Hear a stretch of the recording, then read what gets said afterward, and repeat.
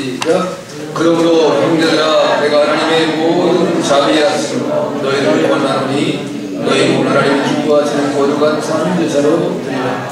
이는 너희들 영적 예배니라. 너희는 이 세대를 본받지 말고 오직 마음을 새롭게 함으로 변화를 받아 하나님의 선하시고 기뻐하시고 온전하신 뜻이 이루어진지 분별하도록 하라. 아멘. 하나님의 뜻을 분별하는 삶, 이렇게 표현했습니다. 오늘 2절에 보면 하나님의 선하시고 기뻐하시고 온전하신 뜻이 무엇인지 분별하도록 하라.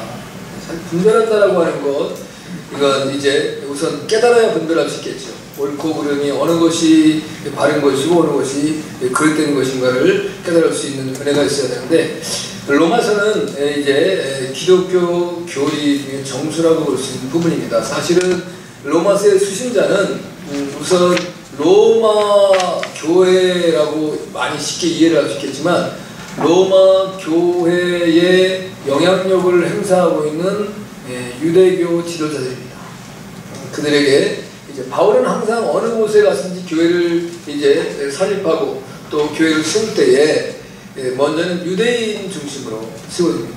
그래서 이제 그들이 이제 하나님의 복음을 자기하고 교제를 맺고 있고 관계를 맺고 있는 이방인들에게 그런 직장에서 어떤 것을 복음을 증거하면서 하나님의 교회가 세워지게 되는데, 유대인들의 지도자들은 항상 유대적인 사고와 개념을 버리지를 못하는 거예요.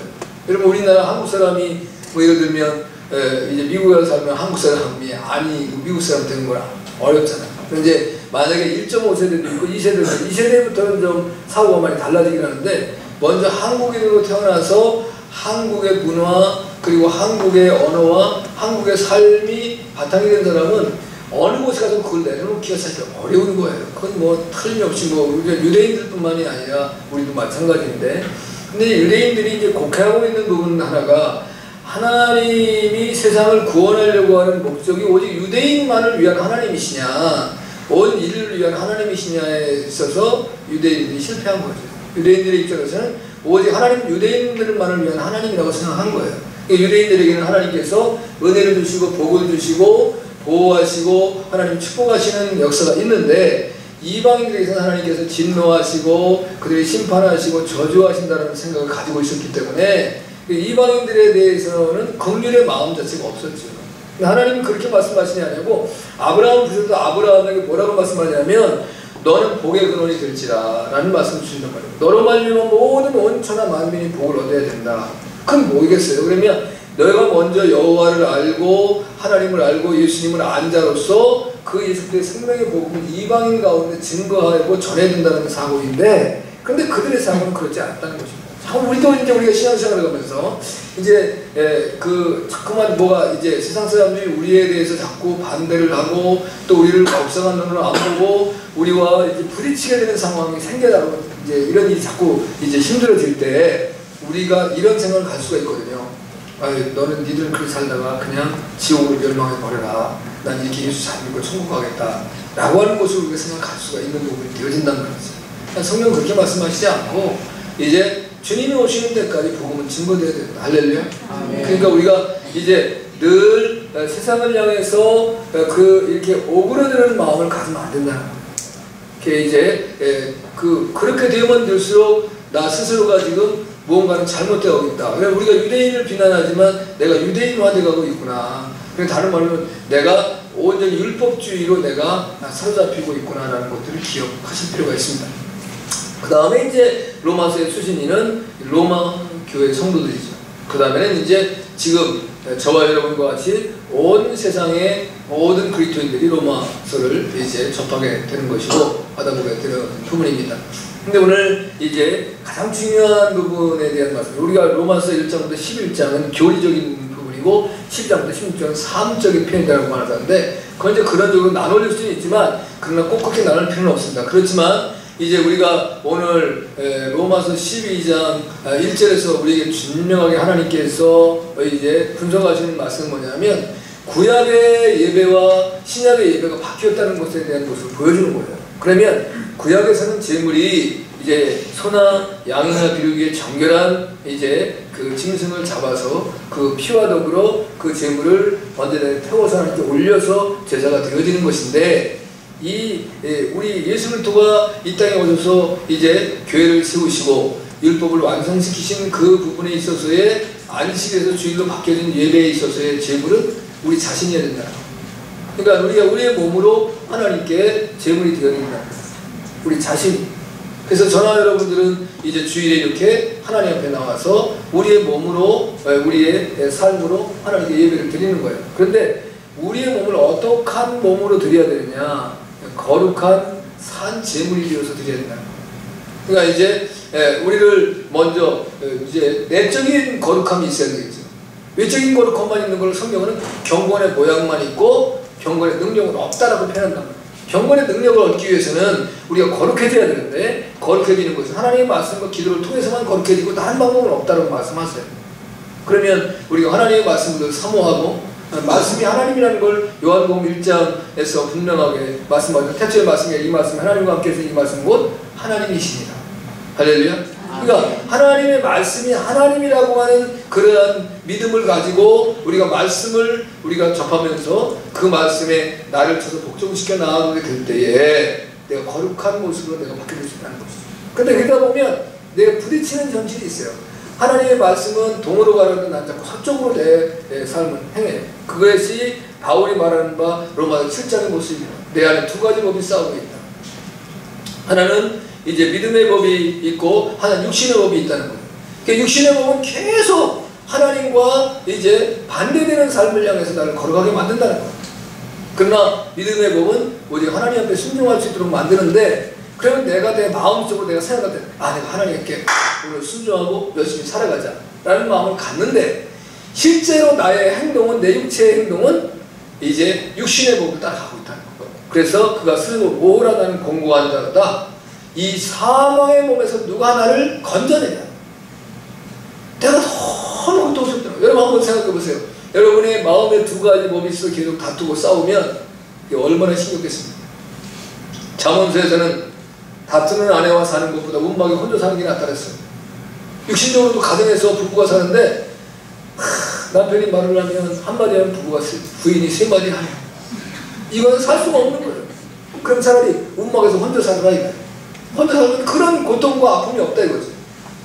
그런데 내 안에서 두 가지의 법이 다투고 싸우면 이게 몸이 깨져지는 것도 아니고 부서지는 것, 폭발하는 것도 아니지만 견딜 수 없는 거예요. 그러다가 나중에 어떻게 해요?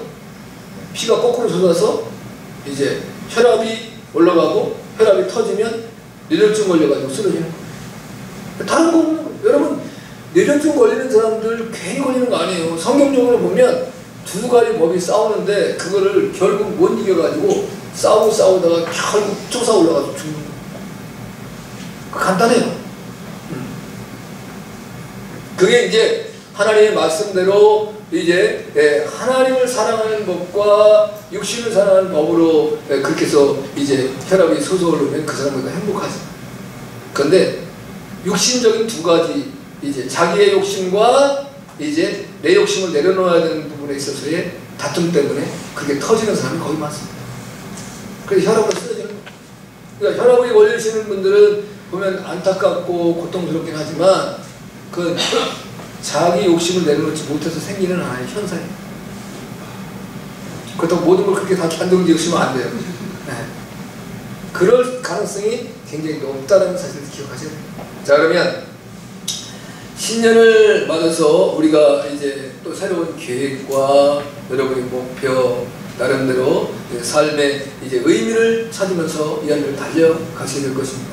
근데 성경에서 말씀하시는 말씀대로 우리가 걸어가기 위해선 내가 하나님의 자녀의 권세와 또 이제 하나님의 그 후사로서의 삶을 살기 위해서는 주님이 원하시는 삶을 살아보자. 할렐루야. 아멘. 그렇게 계획하고 달려가도 넘어지고 쓰러지지만 그 말씀을 온전히 붙잡고 이 안을 승리할 수 있는 저와 여러분들에게 주님을 축복합니다. 아멘. 오늘 이제 첫 번째는 이 세대를 본받지 않아야 된다. 하나님의 뜻을 분별하려면 이 세대를 본받으면 하나님의 뜻이 보이질 않는다는 거예요. 확 막혀서 보여지지 않아요. 여러분 이제 제가 어저께 낮에가 잠깐 텔레비전에 왔는데 스위스에 가보면 알프스 산 중에 마테호른이라고 하는 이제 마터호른이라고 하고 마테호른이라고 하고 마테호른이라고 하는데 그 아주 이 기암 절벽이 희귀하게 생긴 것이 있습니다. 그냥 4,000m 좀 넘는 이제 산악인데 그것을 이제 산을 정복하려고 하는 어떤 산악인에 대한 이 산 영국 사람인데 내가 중간에 조금 봤어. 전체를 끝부분까지 봤어. 청소도 못 봤어. 근데 이분이 이제 원래 산을 좋아해서 18살 때 친구와 함께 그 알프스 어떤 그 당시에는 뭐 마테오른이 아니었던 것 같아요. 어떤 산을 올라가는데 너무 날씨가 좋아요. 항상 이제 등산하는 사람들에게서는 일기가 최고입니다. 하나님의 자연환경을 제대로 주지 않으면 죽습니다. 그래서 산을 올라가는데 지금 이제 고지가 정상에 한 100m 정도 남았어요. 근데 여러분 100m는 이 평지에서 100m는 뭐 간단하잖아요. 그죠? 그러나 이 고지에서 100m는 굉장히 어려운 겁니다. 근데 이제 악천후가 시작되기 시작하는 거예요. 그래서 이제 두 젊은 아직 패기가 있는, 잘 들어요. 청년이니까 이제 패기가 있는데 그 멈출 때 멈추지 못하는 사고가 생기는 거예요. 그 이제 올라가야 되냐 하산해야 되냐라고 하는 건데 100m 남았는데 이거 한번 올라가 보자 라고 하는데 이게 날씨가 좋아지자 눈이 내리기 시작하는데 눈 속에 갇힌 거예요. 그래서 결국은 이제 그 정상을 보고 내려가야 되는데 거기는 베이스캠프도 없고 그 다음에 무슨 뭐 이제 산장도 없고 그래서 이제 그 어떤 그 산에 올라가는 거는 밑에서부터 알았다는 거잖아요. 그러니까 누가 산에 올라가고 있었는데 두 사람이 내려오질 않았다. 헬기가 출몰했어요.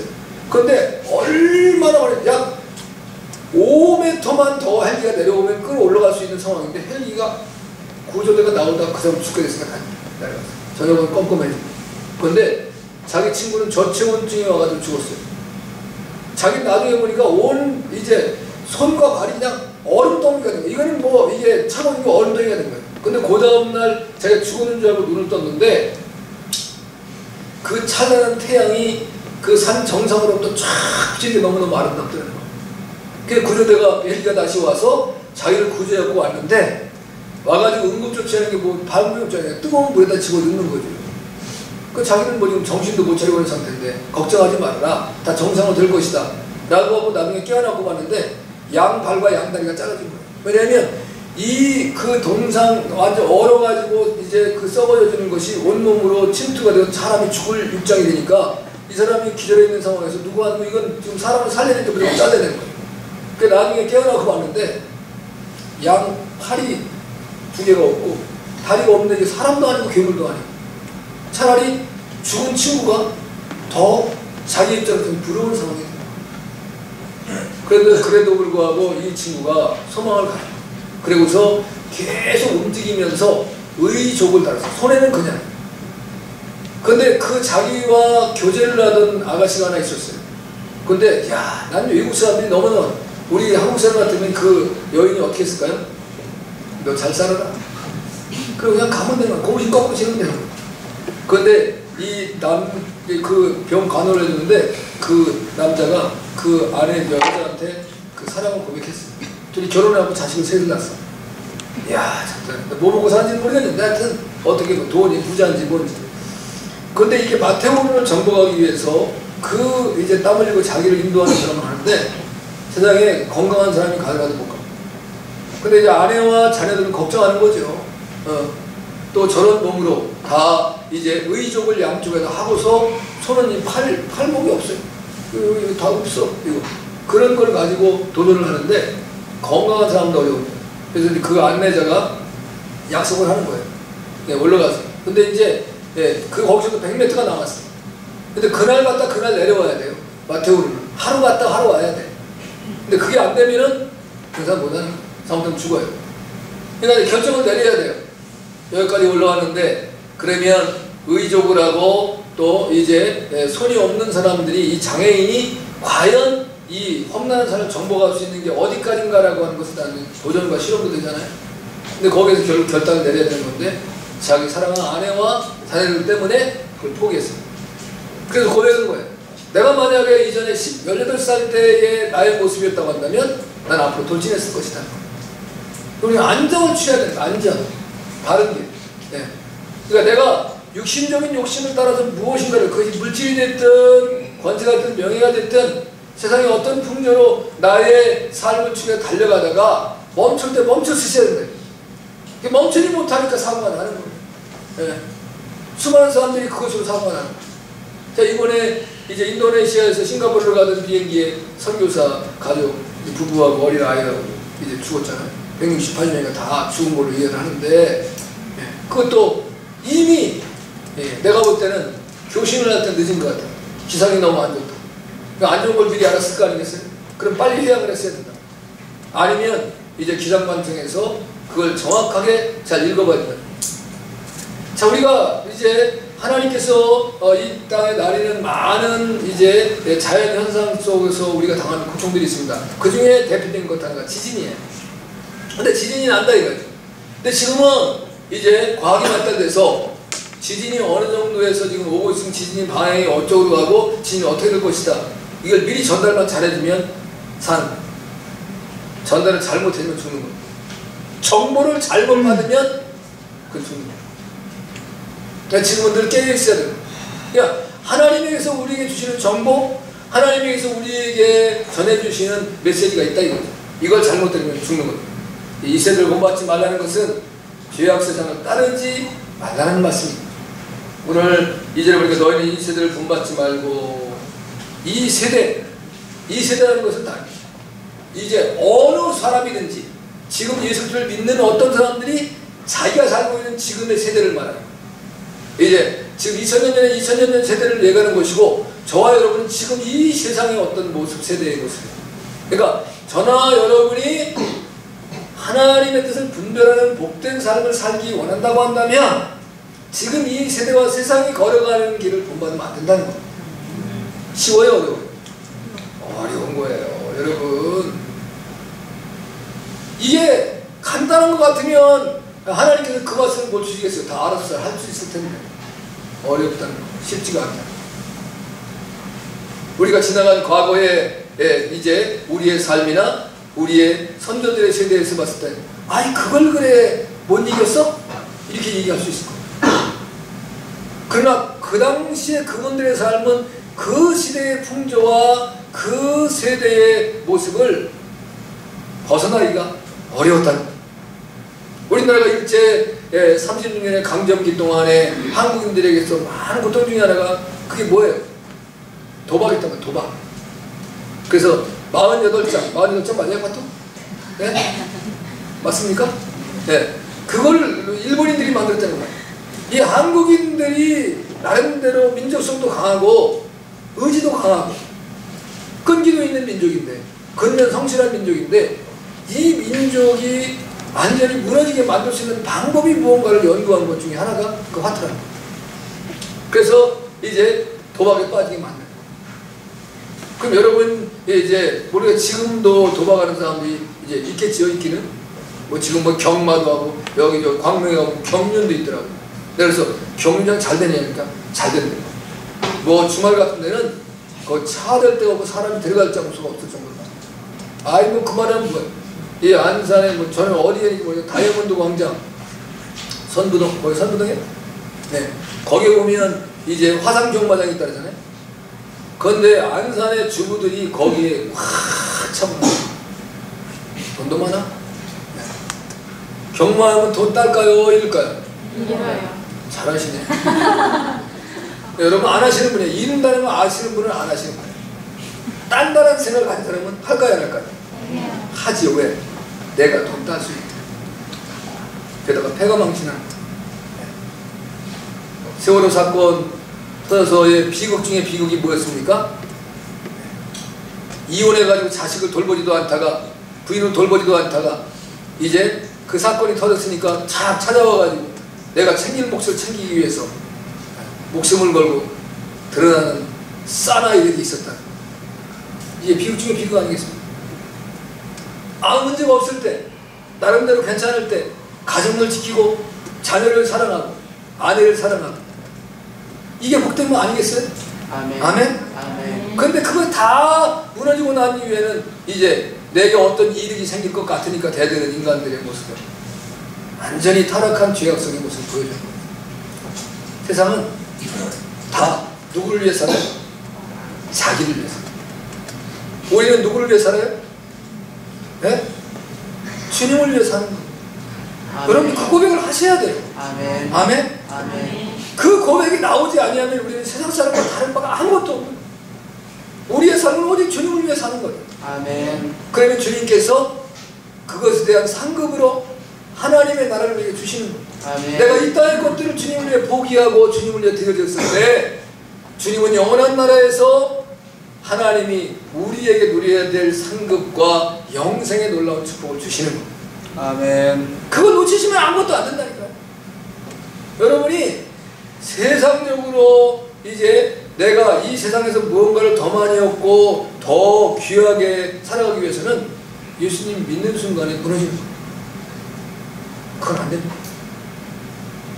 세상의 모든 잘되고 세상에 성공하는 사람들은 나름대로 성실하고 바른 사람도 있을지 모르지만 그런 사람에게 있어서도 이 주변의 동료를 죽여야 되는 거고 친구를 죽여야 되는 거고 그 자리를 무너뜨려야지만 내가 그 자리를 차지하는 것이고 그분의 이제 가지고 있는 것을 빼앗아야 내 것이 되는 거예요. 그게 세상의 방법이에요. 그걸 추구하면 교회하고는 안 맞아요. 주님은 그렇게 살라고 말씀하시잖아. 그래서 이 세대를 본받는 순간에 우리는 하나님의 뜻은 우리에게서 떠나가는 거예요. 이 세대를 본받지만 바울은 그것을 죄의 정욕이라고 로마서에서는 말하고 갈라디아서는 죄와 이제 욕심이라고 말하고 그리고 이제 사도 요한은 육신의 정욕과 안목의 정욕과 이생의 자랑이라고 표현합니다. 다 동일한 말씀입니다. 이것을 우리가 따라가는 순간에 하나님의 뜻은 안 보이는 거예요. 네. 그럼 안 보인다니까. 내 욕심에 가득 채워진 사람은 전혀 보이는 게 욕심밖에 안 보여요. 네. 그러니까 그 욕심이 어디에 속해 있느냐에 따라서 그것만 보이는 거예요. 하나님이 보이질 않으면 우리는 망하는 거예요. 내 삶의 어느 순간에도 하나님이 보이셔야 돼요. 할렐루야. 그래서 하나님께서 이것을 기뻐하시는가 하나님이 기뻐하지 않는가라는 데에 우리의 초점을 맞춰야 됩니다. 시편 1편에 보면 6절까지밖에 되어 있지 않습니다. 그런데 축복의 길과 멸망의 길에 대한 얘기를 하는데 축복의 길은 두 가지 길입니다. 첫째는 여호와의 법을 즐거워하고 묵상하는 것. 그 다음에 두 번째는 죄인의 길, 악인의 꾀, 오만한 자리에 앉지 않는 것. 다른 말로 오늘 바울이 말한 바 이 세대를 본받지 않는 삶을 살아가고 하나님이 원하시는 삶을 따라가는 삶이 축복받는 길입니다. 할렐루야. 그러니까 이 세상적인 어떤 죄악된 것을 추구하고 그것을 바라보고 따라가는 길은 결국 멸망받는 길이라고 하나님 말씀하시는 거예요. 그래서 하나님의 뜻을 분별히 알라라고 하는 것은 하나님은 우리를 사랑하신다는 거예요.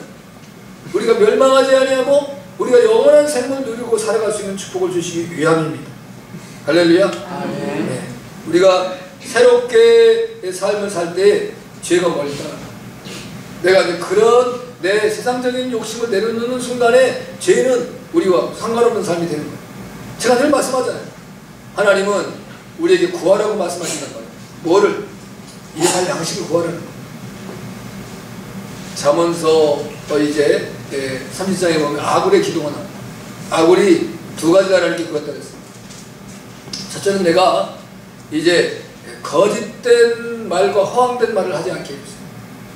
내가 거짓말하는 자 되기 원치 않습니다. 또 하나는 내가 물질 문제를 놓고 기도하는데 부자도 가난한 자도 되지 말게 하세요. 그러니까 내가 이제 부자가 되면 하나님을 무시할 것이고 가난한 자가 되면 하나님을 원망할 것입니다. 그러니까 이제 평범하게 살아갈 수 있는 은혜만 주시면 좋겠다는 거. 그건 정확하게 잡은 거예요. 여러분, 하나님 부자는 하나님이 허락하신 부자들이 있어요. 뭐를 위해서? 하나님의 영광을 위해서. 그래서 하나님의 몸된 교회를 온전히 섬기고 어려운 성도들 돌보며 하나님의 생명의 몸을 증거케 하기 위해서 그 일을 감당하는 사람이 있어요. 아멘. 그 사람은 축복된 사람이에요.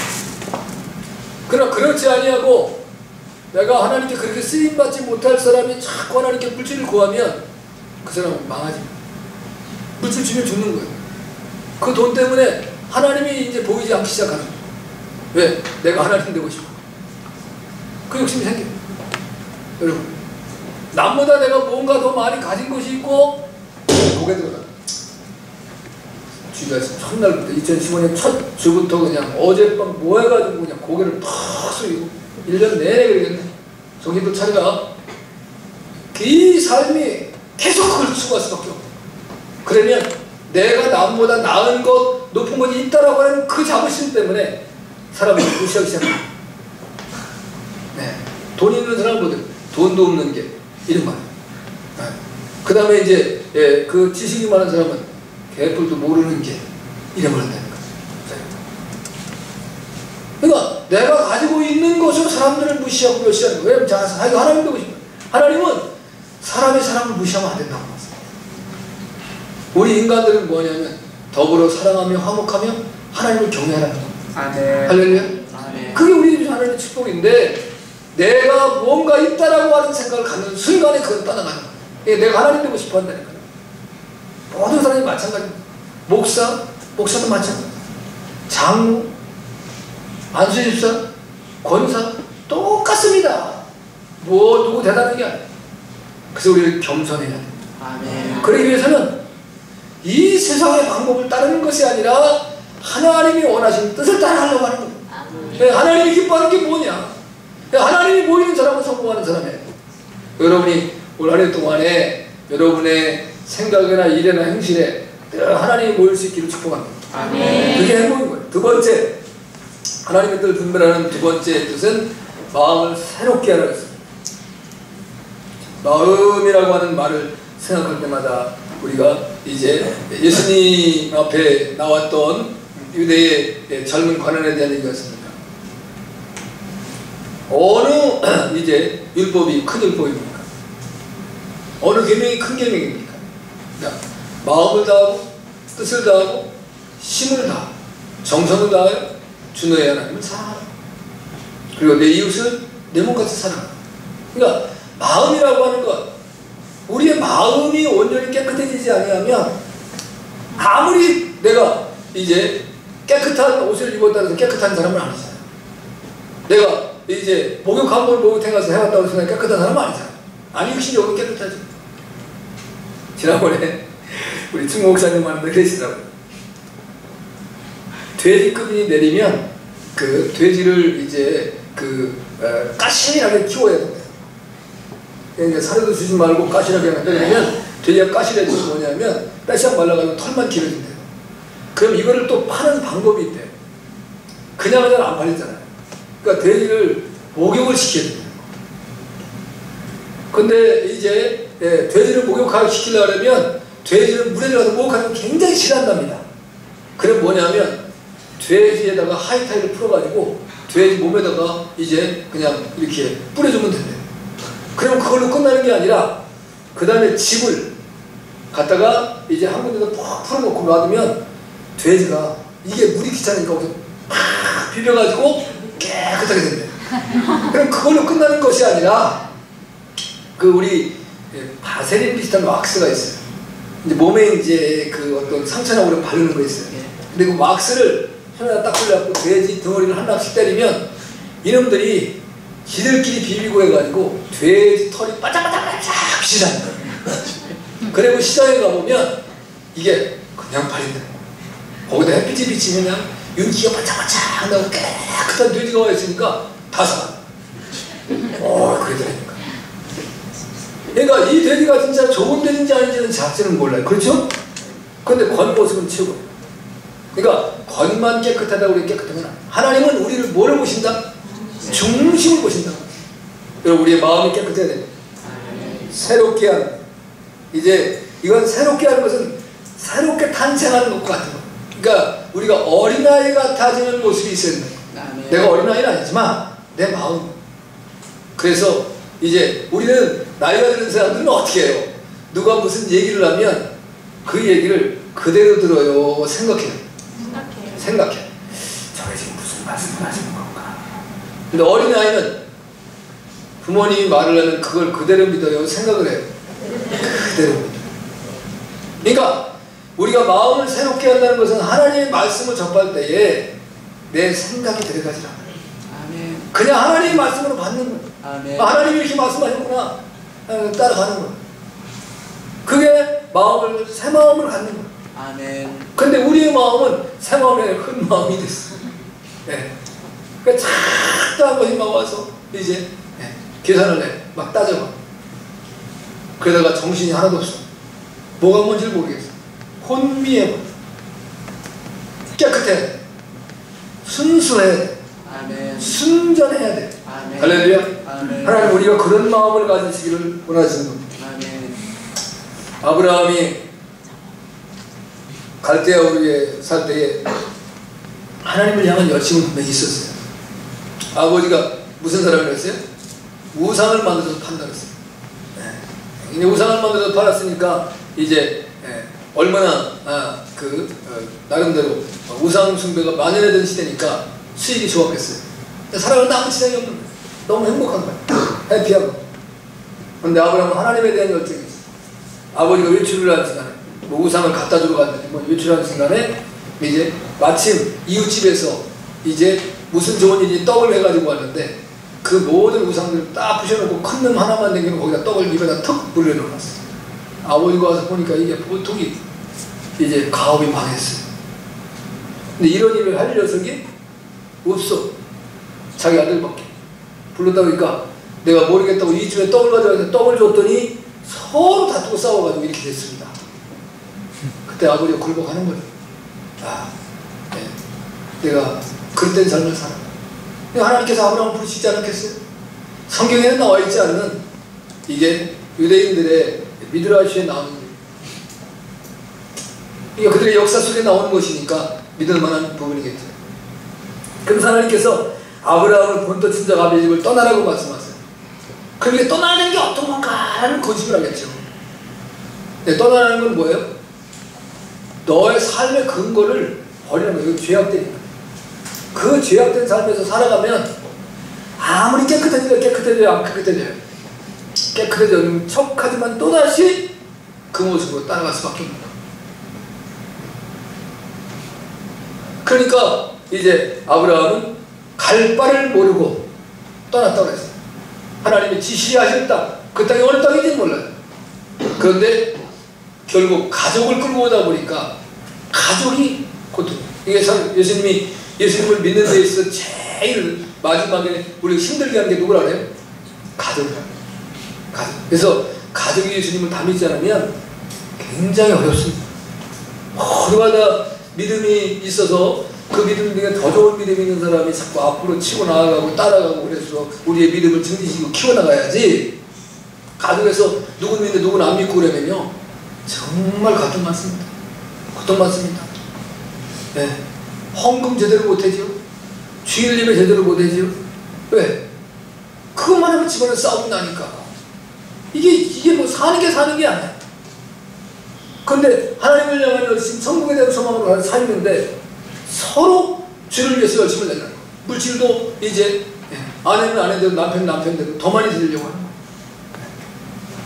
제가 예전에 얘기 한번 했잖아요. 정확하게 만들면 경영의원이 생겨나게 된 동기.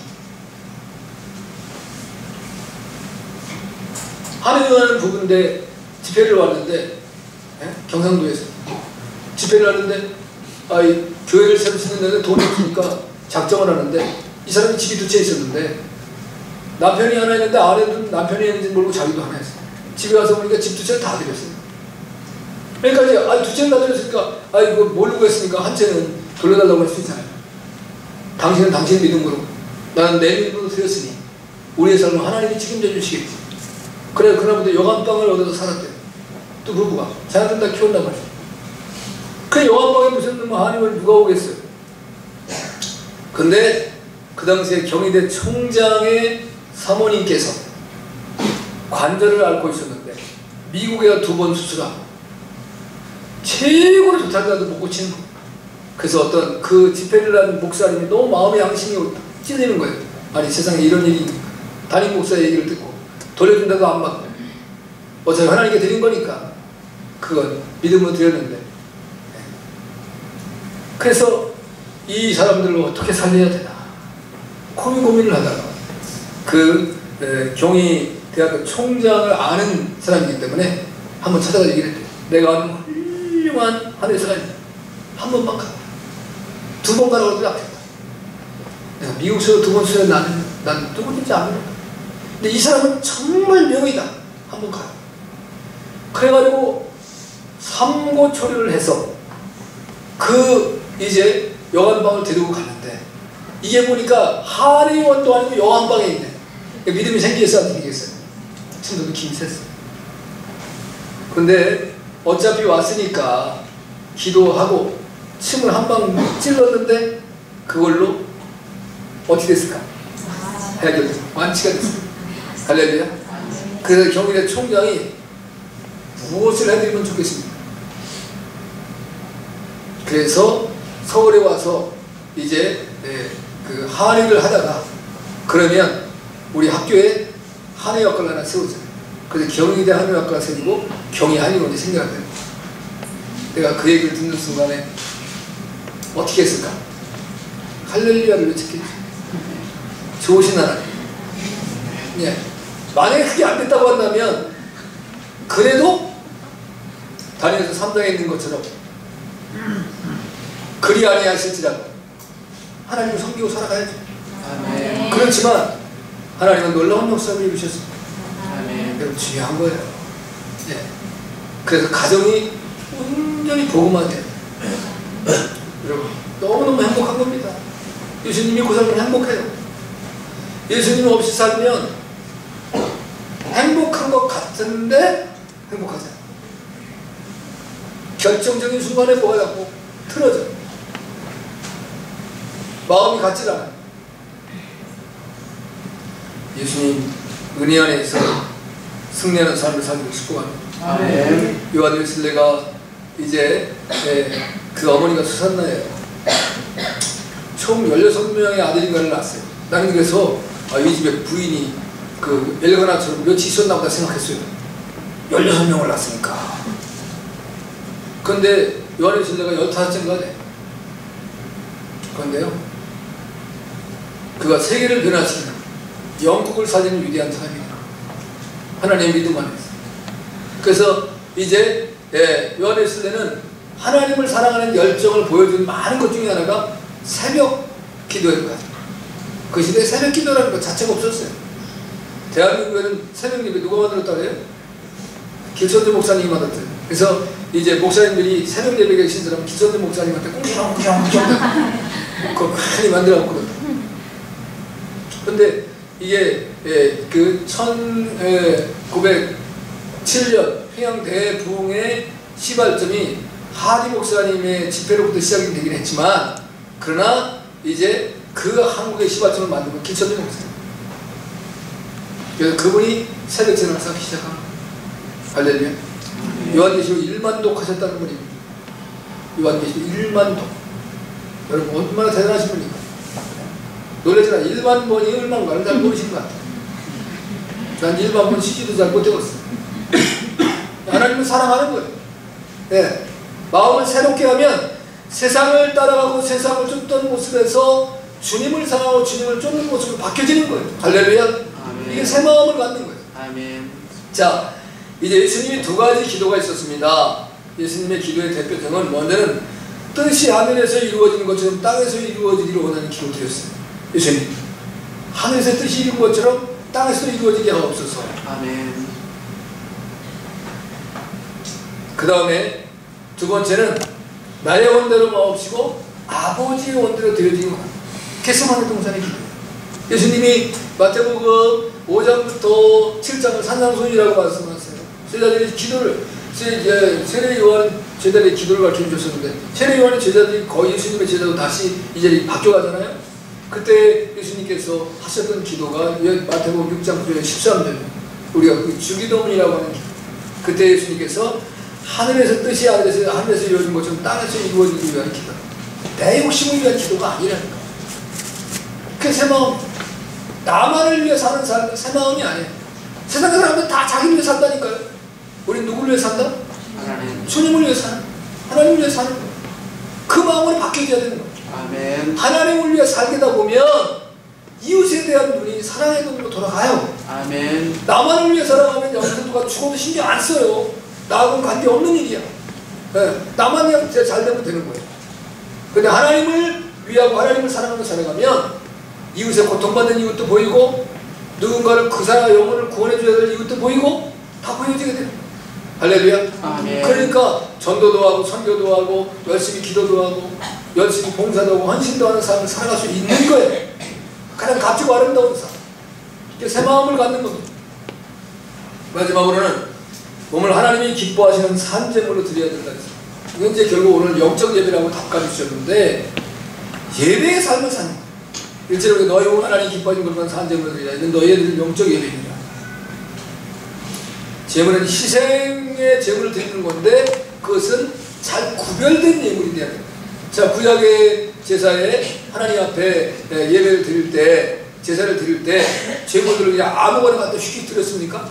아니요, 절대로 흠이 없고 이제 티가 없는 그런 병등도 안 됐습니다. 그 다음에 장애가 있는 동물도 안 됐습니다. 깨끗하고 흠이 없는 제물이야. 뭐 설사 나가지고 이제 그것도 안 되겠어요. 그래서 이제 하나님 번제를 드릴 때 가지고 와서 이제 4일 동안 먼저 점검을 하고 4일을 기내야 돼요. 이상이 없어야 하나님의 제물로 바뀌어지겠어요. 우리가 우리의 몸을 하나님 앞에 제물로 드리는 건데 우리의 몸이 어떻게 해야 되겠어요? 하나님의 모습이 합해야 된단 말이에요. 내 마음, 내 생각, 그리고 내가 추구하는 삶의 목표, 목적 이런 것들이 세상적으로 흘러버리면 안 돼요. 하나님 받으실 수 없는 거예요. 제가 늘 예배가 나의 인생의 성패다라고 하는 걸 자주 하는데 그 예배는 오늘 여기 말씀하신 것처럼 몸을 하나님이 기뻐하시는 산제물로 드려야 된다는 거예요. 아멘. 내 몸을 하나님이 기뻐하시는 거죠. 몸은 여기 나와 있는데 딴 생각하고 오고 있다. 그 하나님이 이미 안 받으신 예배예요. 난 예배 드린 것 같지만 그 예배는 가인의 예배. 가인은 예배 잘못 드려서 망했어요. 아벨은 예배를 바르게 드려서 아벨은 의인으로 하나님 앞에 인정받았어요. 할렐루야. 아멘. 이 땅에서 먼저 죽을 수도 있고 늦게 죽을 수도 있어요. 그리고 주님이 재림하시는 그때까지 살아실 수 있어요. 근데 그게 중요하지 않습니다. 먼저 죽으면 어때요? 그럼 하나님이 인정하시는 예배를 드린 사람, 하나님 앞에 온전하게 합당하게 인정받는 사람이 된 사람이 축복입니다. 할렐루야. 아멘. 예, 신혼 입은 우리가 천국에 입성한 우리가 예수 때 신부가 다 되면 좋겠지만 신부는 이 땅에서 이제 죄의 정욕을 다 이겨야 돼. 근데 그것이 다 안 된 사람은 다른 말로 하면 이제 세상 육신의 안목에 대한 이생의 자랑을 다 벗어버린 사람은 죄와 정욕을 다 이긴 사람, 이긴 자가 되는 때 그리스도의 신부가 되는 거예요. 그렇지 않다라고 하더라도 우리가 초대받은 손님이 되면 행복합니다. 본인 예시. 그게 신혼입은 분이 셀 수 없는 수많은 사람. 그 놀라운 은총 속에 우리는 들어가야 돼. 기본적으로. 그래도 신부가 되면 제일 좋겠지. 그 은혜가 뭘로 가는 거냐? 예배를 통해서 가는 거야. 그 예배의 가장 큰 핵심은 우리의 죄를 용서하는 거야. 주님 사해 주시는 거. 그리고 난 다음에 말씀을 인해서 성령의 능력으로 그 말씀을 따라 살아가기를 우리가 고백하고 한 주간을 살아가는 거예요. 내가 이 세상의 복을 누리는 삶이 아니야. 세상의 복은 우리에게 오지 않습니다. 그 하나님이 주신 복은 받으셔야 돼요. 제가 말한 것처럼 하나님이 주시는 물질의 복도 있고 하나님이 주시는 권세의 복도 있어요. 그건 누리셔야 돼요. 대신 하나님의 영광을 위해서. 아멘? 아멘. 세상이 마귀가 주는 복을 우리가 추구하고 받으려고 하면 그 자체가 불행입니다. 너무 고통스러운 겁니다. 이제 에머슨 파스틱이라고 하는 설교가가 미국 사람들이 교회에 나가는 4가지 동기에 대한 얘기를 했어요. 여러분 잘 한번 생각해 보세요. 첫째는 생활의 습성이나 관습 때문에 그냥 늘 그렇게 살았다는 거예요. 교회 중심인 삶 기독교 국가로 세워졌습니다. 두 번째는 목사님의 설교를 듣기 위해, 셋째는 교회의 활동을 통해 사회의 인정을 받기 위해, 네 번째는 일시적인 위안을 받기 위해서. 그러나 참 신앙은, 참 예배는 하나님이 받으시는 예배를 드리는 거예요. 아멘. 우리의 모습. 나를 지극히 낮추고 그리고 하나님을 지극히 높여서 하나님이 받으신 간만한 예배를 드리는 것이 성도가 드려야 되는 예배입니다. 이 예배의 삶을 여러분이 기뻐하셔야 돼요. 그래서 이제 요한은 사도 요한은 요한복음 4장 2절에서 너희 몸을 이제 우리가 영과 진리로 예배를 드립니다. 하나님이 받으시는 참된 예배는 신령과 진정으로 드리는 예배가 하나님이 받으시는 예배다. 사마리아인들, 깊게 말하면 북왕국의 유대인들은 이제 사마리아를 통해서 모세를 중심으로 예배를 드립니다. 그 다음에 유대인들은 이제 자기들의 관습을 따라서 바리새인적인 예배를 드립니다. 그러나 우리는 참 예배를 드립니다. 유신 맞습니다. 전통도 중요하지만 하나님이 기뻐 받으시는 예배, 하나님이 원하시는 산재물이 되어서 세상의 모든 세속의 이제 시대의 욕심을 다 내어버리고 정결한 모습으로, 깨끗한 모습으로 주님께서 드릴 때 그 예배를 주님 기뻐 받으십니다. 할렐루야. 예배를 통해서 여러분이 이 한 해 동안도 승리하시고, 또 하나님께서 여러분이 필요하실 때 여러분에게 건강도 주시고 물질도 주시고 권세도 주시고, 더 중요한 것은 가정의 평안을 주시고, 할렐루야. 그 은혜가 여러분 모두에게 넘쳐나시길 주님의 축복합니다. 아멘. 우리 다 같이 일어서서 하나님 이 한 해 동안 하나님의 뜻을 잘 분별해서 이 세대 죄악 세상을 따라가지 아니하고 내 마음을 새롭게 이제 재탄생시켜서 하나님 앞에 참된 예배의 삶으로 승리하는 저희가 되게 주여 한번 기도합니다. 제가 실수했습니다. 기도하겠습니다. 오늘 성찬의 시간도 많이 기도합니다. 하나님 아버지 감사합니다. 오늘 이제 귀하고 복된 성일 첫 이제 예배로 주님 앞에 영광 돌리며 우리가 하나님의 뜻을 분별해야 하는 삶을 살기를 소망합니다. 이 세대 죄악 세상을 따라가지 아니하게 하소서. 우리의 급배된 마음을 새 마음으로 바꿔주시고, 또 우리의 몸을 하나님이 기뻐하시는 거룩한 산제사, 온전한 참된 예배, 영적인 진정한 예배, 피 있는 제사를 드려 하나님께 영광 돌리는 삶이 되게 하시고, 주의 은혜 속에 이 한 해도 하나님의 보호하심과 인도하심과 아버지 하나님 축복하심의 은혜를 누리며 살아가는 저희 모두가 되게 하옵시며, 우리가 주의 은혜로 충만해서 아버지 하나님 내 가족이나 내 이웃들에게 우리 구주 예수의 생명의 복음을 증거하고 하나님의 나라가 확장되어지고 주의 의가 이루어지며 하나님의 교회를 부흥케 하는 역사에 쓰임받게 축복하여 주시옵소서. 그대로 믿사오고 다시 오실 예수님의 이름으로 간절히 기도하옵나이다. 아멘.